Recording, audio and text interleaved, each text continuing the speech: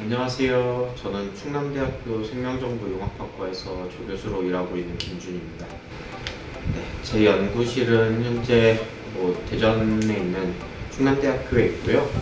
연구실에서 저는 연구 책임자로 일하고 있고, 연구실 구성원은 지금 한 8명 정도로 이루어져 있습니다. 학부생도 한 3, 4명 정도 있고요. 대학원생은 석사과정이랑 박사과정이 1명씩 있습니다. 제가 있던 연구실에서 계속 같이 일하고 있는 박사후 연구원도 있어요. 그래서 연구실이 운영되고 있습니다.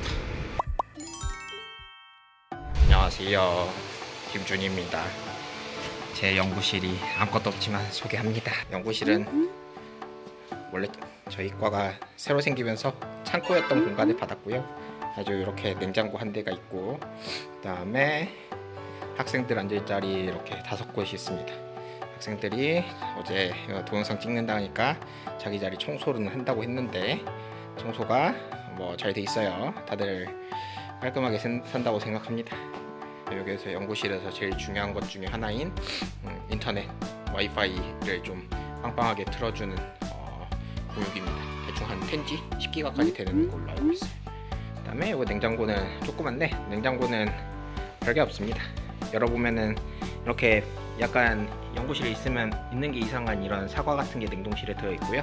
그 다음에 냉장실도 보면은 이렇게 이렇게 썩은 귤 같은 게 있는데요. 이거는 제가 학부생 실험용으로 쓰는 과일들입니다. 저걸 뿌려가지고 나중에 선충 채집하고 하는 걸 하고 있어요. 물 이렇게 있고, 그다음에 이게 옷걸이. 그리고 참고로 말하자면 연구실에 있는 것들은 대부분 데스크로 맞췄습니다. 그다음에 여기가 TV 있고, 여기가 제 자리입니다. 제 자리에는 이렇게 저는 더위를 많이 타기 때문에 선풍기가 있고요. 의자랑 책상이랑 그다음에 학생들이랑 일하는 공간도 이렇게 쭉 있습니다. 연구실에서 일을 하고 있어요. 보시는 것처럼 학생과 저랑 공간이 분리가 되지 않았기 때문에 학생들이 보면은 이 파티션 사이로 저와 눈을 마주칠 수 있기 때문에 이 학생들과 눈 마주치는 건 피하기 위해서 이렇게 학회 포스터 남은 거는 이렇게 사이사이에 붙여놨고요. 사이사이에 붙여놨더니 얘가 이렇게 내려가지고 이대로 고정되더라고요. 요 위에는 근데 자석이 또 안 붙어서 이거 고정도 안 돼. 그래가지고 그냥 이러고 있어요. 참고로 이건 다 한국유전체학회에서 보내준 걸로 붙여놓고 있고, 학회에서 보내주면은 이걸로 중간중간 업데이트를 하고 있습니다. 그리고 여기는 에어컨 있고, 밑에는 지하 공간이 있긴 한데 거기도 보여드리기는 애매합니다. 여기가 원래 창고였던 데라서 여기 옆에를 열어보면은 요래 해가지고 여기 지금 폐기물이랑 이런 거 관리하는 데가 있습니다. 원래 제 연구실에 그냥 진짜로 폐기물 공간이 있었다고 하더라고요. 그래서 이렇게 생긴 게 연구실 꼬라지다. 개판으로 살고 있지만 그래도 학생들 자리는 나름 깨끗하게 해놓고 있다. 이렇게 말씀드릴 수 있을 것 같습니다. 네, 감사합니다.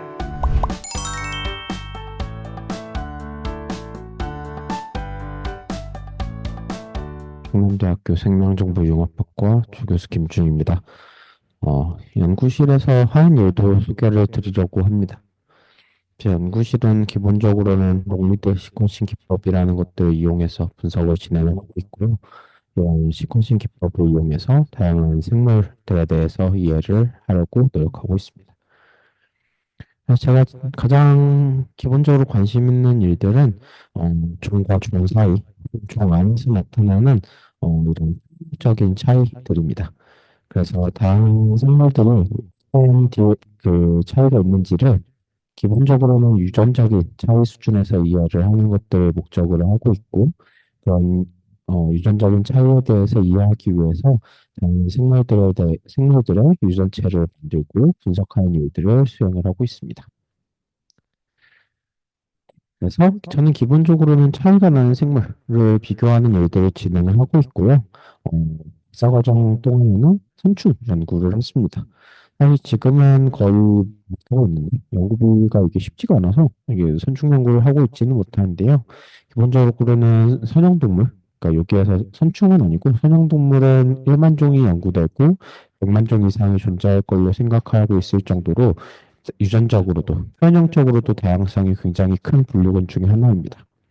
저는 이러한 선형동물을 대상으로 박사과정 마무리 때, 그리고 대학 포스터 기간 동안 얘네들에 대한 유전체 지도를 확보를 해서 유전체 연구를 수행을 함으로써 다양한 차이에 대해서 이해하려는 노력들을 했습니다.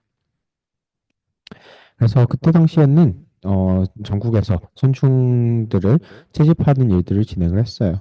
서울에서도 하고, 남양주에는 배밭에서도 하고, 울릉도에서도 하고, 충주에 있는 사과밭에서도 하고, 전주, 그다음에 경남에 있는 그 다양한 지역들, 부산이나 이런 전라도나 아니면 제주도에 있는 다양한 지역들에 갔어요.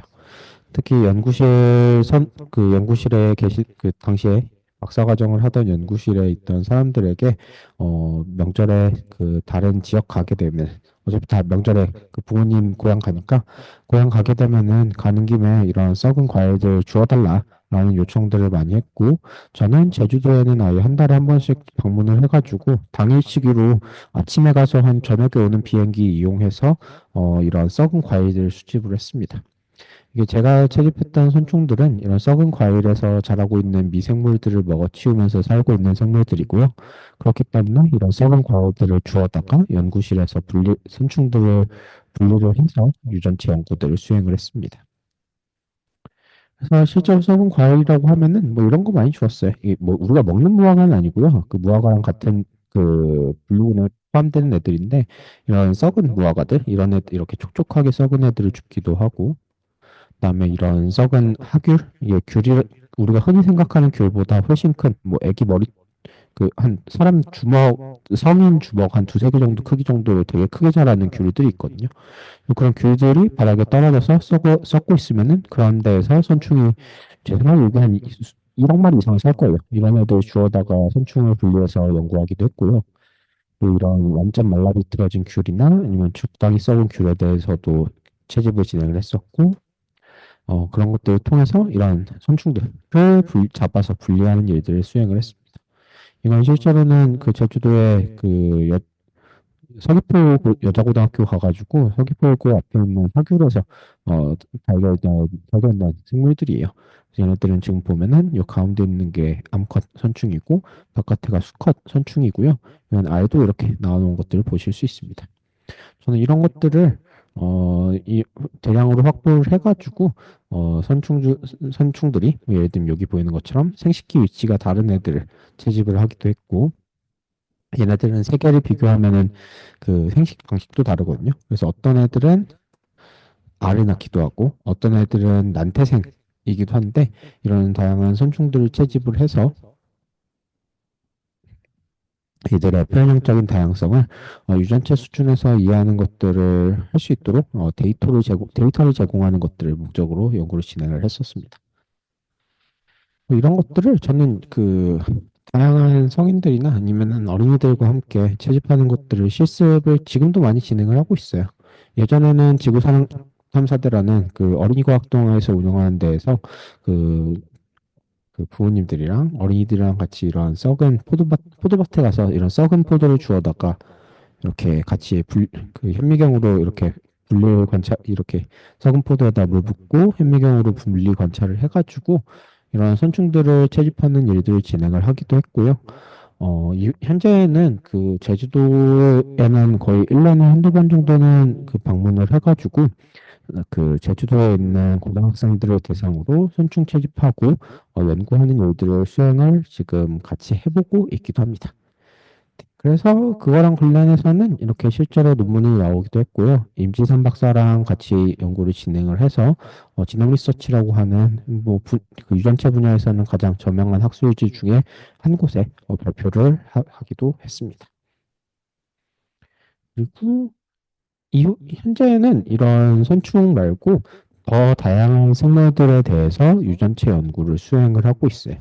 이게 선충 같은 경우에는 연구 대상 자체가 채집하고 분리하고 이러는 게 인력이 또 많이 필요하기도 해서 제가 사실 현재로서는 하기가 쉽지가 않아서 거의 그 아까 말씀드린 것처럼 고등학교에 강연 정도로 가서 그 교육용으로만 활용을 하고 있고요. 제가 메인으로 연구하는 생물들은 좀 더 큰 대동물들, 그 연구비를 좀 확보를 할 수 있는 생물들 대상으로 연구를 수행을 하고 있습니다. 그래서 이 연구 같은 경우에는 그 극지연구소의 이유경 박사님 팀과 연구를 진행을 했던 거고요. 이유경 박사님 팀에서 이 극지의 그 북극의 스발바르자드라는 곳에 가서 다양한 식물들을 채집을 해주셨고, 채집한 식물들 대상으로 그 호주름 시퀀싱 데이터를 좀 생산을 한 다음에 그 중에 두 종에 대해서는 좀 그 데이터를 더 비싼 데이터를 생산을 해서 레퍼런스 지놈을 만드는 일들을 수행을 했습니다. 그래서 유전자도 밝히고 염색체가 어떻게 생겼는지도 밝히고 하는 일들을 수행을 했어요. 그래서 이게 그 채집한 생물 13종에 대한 데이터고요. 이 13종 같은 경우에는 그 나도 수영과 그린란드 고추냉이를 포함해서 다양한 식물들에 대해서 그 분석을 진행을 한 결과들입니다. 그래서 이런 식으로 유전체 지도, 레퍼런스 지놈을 확보를 하였고, 뭐 여기 보는 것처럼 변이 빈도라든지 아니면은 반복 서열이라든지 유전자라든지 이런 것들을 이렇게 빈도 분포 같은 것들로 표현을 해가지고 얘네들이 어떤 유전체적인 특징을 지니고 있는지를 확인을 하기도 했습니다. 그리고 이거 말고도 뭐 예를 들면은 그 수성과학원에 있는 김주란 박사님과 연구를 진행을 해서 그 넙치, 우리 흔히 말하는 광어, 횟감으로 먹는 광어 있잖아요. 그 생물을 대상으로도 마찬가지로 유전체 지도를 고품질로 확보하는 일들을 연구로 수행을 하기도 했습니다. 그렇게 해서 뭐 예를 들면은 리소스로 사람들이 이 넙치 자체를 그 육종을 개량하는 데 쓸 수 있는 리소스로 활용할 수 있도록 제공을 하기도 했고요. 이미 기존에 알려져 있던 것이긴 하지만 그 가자미목에 포함된 다른 그 넙치의 근현종들과 비교를 해서 이 가자미목 안에서 실제 염색체가 그 진화한 경우들을 확인하기도 했습니다. 예를 들면은 여기 보면은 이 제가 빨간색 별로 표시해둔 애들 같은 경우에는 그 넙치에서는 염색체가 이렇게 하늘색과 파란색 이런 식으로 두 개의 염색체로 쪼개져 있었는데 이 S 세네갈레시스라고 하는 종에서는 염색체가 이렇게 합쳐진 형태를 띠고 있더라라는 것들을 표현해준 그림이라고 보시면 될 것 같아요. 네, 그리고 얘도 마찬가지고요. 여기도 마찬가지라고 보시면 되겠습니다. 이런 것들은 기존에 알려져 있는 염색체 진화 사례라서 이런 거를 재확인하는 데에도 저희 연구 데이터를 활용을 하기도 했습니다. 그거 말고도 다양한 생물들의 레퍼런스 지nom을 연구하는 일들도 수행을 하고 있지만 이런 롱리드 시퀀싱 데이터를 활용을 해서 암 연구를 수행을 하고 있기도 합니다. 이거는 연대의대 한현우 교수님 연구진과 같이 수행을 했던 일이고요. 그래서 신장이나 아니면 전립선 대상으로 그 암이나 아니면 종양세포주를 구한 다음에 그 세포주에 대해서 원로드 시퀀싱 데이터를 생산을 하고 그렇게 생성한 원로드 시퀀싱 데이터를 활용을 해서 이그 전립 이 암세포주들이 어떤 유전체적인 특징을 가지고 있는지를 확인하는 일도 수행을 했습니다. 그런 예 중에 하나는 여기 있는 PC3라고 하는 세포주고요. 이 전립선 같은 경우에는 원래 염색체 이상이 좀 심각하기로 많이 잘 알려져 있거든요. 그래서 그런 염색체 이상이 그 롱리드 시퀀싱에서도 실제로 확인이 되는지를 이렇게 로드 수준에서도 다시 한번 검증을 하고, 그다음에 여기 안에는 컨티그 수준에서 이게 실제로 염색체가 융합되고 쪼개지고 합쳐지고 하는 일들이 생각 이상으로 좀 자주 발생했다는 것들을 다시 한번 확인을 하기도 했습니다. 그거 말고는 사람에 대해서도 연구를 수행을 하고 있어요. 그래서 그 2025년에 발표했던 논문 같은 경우에는 한국인 3인을 대상으로 코빅에 있는 박사님들이랑 그 연구를 수행을 했고요. 그래서 이 한국인 3인을 대상으로 유전체 지도를 만들고 그걸 기반으로 다양한 구조 변이들을 확보를 한 다음에 그 구조 변이 중에서 가장 좀 큰 구조 변이, 좀 심각할 정도로 큰 구조 변이에 대해서는 이런 구조 변이가 어떤 목표 메커니즘을 통해서 형성된 것이냐 라는 것들을 추정하는 연구를 발표를 하기도 했습니다. 그다음 제 연구실에서는 이런 식으로 레퍼런스를 만들고 분석하는 일들을 수행을 하지만 가끔은 이런 변이에 대해서 이런 리퍼 메커니즘을 추정하는 것처럼 특정한 시그니처를 이용을 해가지고 그 프로그램을 짜는 일들도 수행을 하고 있습니다. 그래서 유전체적인 측면과 그 생화학적인 그 DNA 리페어 관련된 메커니즘 같은 것들이 배경 지식을 활용을 해가지고 분석 연구들을 수행을 하고 있기도 하고요. 그래서 이런 것들을 좀 자동화하는 프로그램들 개발을 해서 논문으로 발표하는 일들도 연구실에서 하고 있는 메인 프로젝트 중에 하나입니다. 그거 외에도 이런 레퍼런스 지능 만들고 롱리드 시퀀싱 데이터 활용하고 이런 일들을 좀 더 활용을 하기 위해서 어, 연구를 아까 보여드린 이런 육종이랑 관련된 연구 외에도 사람을 대상으로도 연구를 수행을 하고 있어요. 그래서 의과대학이랑 공동 연구를 통해서 뭐 여기 보이는 것처럼 아프병원에 계시는 교수님과는 김정호 교수님 팀과는 같이 진행을 해서 여기 보이는 특정 희귀 질환에 대한 변이를 좀 더 명확하게 밝히는 일들을 수행을 하고 있기도 하고요. 다양한 연구진들과 함께 이런 희귀질환 케이스들에서 미진단 희귀질환자를 좀 더 명확하게 진단하려는 시도들을 수행을 하고 있기도 합니다. 그래서 말씀드린 것처럼 저는 연구실에서 지금 한때는 이런 야생 선충 같은 것들 연구를 했지만 지금은 사람의 희귀질환, 암 연구, 그리고 동식물에 대해서 연구하는 일들을 많이 수행을 하고 있습니다.